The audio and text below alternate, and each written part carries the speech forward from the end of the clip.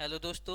आज हम ताजमहल से जितने भी क्वेश्चन बनते हैं एग्जाम्स में उनको कम ही समय में आपको रिवाइज कराएंगे, जो कि आपके पेपर में डायरेक्ट आते हैं। तो देखना, ताजमहल सबसे पहले तो पता है आपको ताजमहल किस जगह है। तो ताजमहल है आगरा में। और इसे किसने बनवाया था? तो याद रखना, इसे शाहजहां ने बनवाया था। शाहजहां ने किसकी याद में? अपनी पत्नी की याद में, जिनका नाम था मुमताज महल। ठीक है, इनकी याद में इन्होंने ताजमहल का निर्माण कराया था। और जब इनकी मृत्यु हो जाती है मुमताज की 1631 में, तो 1631 में इन्होंने ताजमहल का निर्माण कार्य शुरू कराया। और कब खत्म हुआ? 1653 में। और अगर ताजमहल के वास्तुकार की बात करें तो ताजमहल के वास्तुकार कौन थे? उस्ताद अहमद लाहौरी और ईसा लाहौरी। अगर बात करें कि ताजमहल में कुरान की आयतें किसने लिखी थी, तो किसने लिखी थी? याद रखना आप नाम उनका।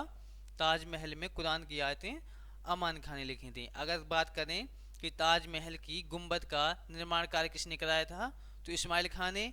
और उसके बाद करें कि अगर ताजमहल में जड़ाई का काम, पच्चीकारी का काम किसने कराया था, तो याद रखना मोहन लाल ने। और इसे बनने में कितने मजदूर लगे थे? तो याद रखना 20,000 मजदूरों ने यह काम किया था। उसके बाद अगर बात करें तो कितने वर्ष लगे? 22 वर्षों का समय लगा। और इसको बनाने में कुल कितना रुपया खर्च हुआ? तो याद रखना जबकि करीब करीब 50 लाख रुपए खर्च हुए। और यह कितने फीट ऊंचे चबूतरे पर बना है? आपने देखा होगा ताजमहल, ताजमहल के नीचे एक चबूतरा है। तो वह कितने फुट ऊंचा है? तो 22 फीट ऊंचा चबूतरा है जिस पर ताजमहल का निर्माण है। और अगर बात करें इसकी लंबाई और चौड़ाई की, तो लंबाई और चौड़ाई में इसका समान है। अगर अगले पेज की बात कहते हैं कि यह किस संगमरमर से बना हुआ है, तो वह सफ़ेद संगमरमर से बनी हुई एक इमारत है।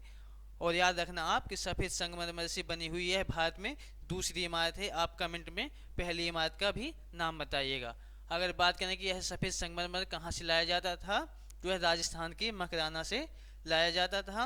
और ताजमहल किस नदी के किनारे है? तो यमुना नदी के किनारे है।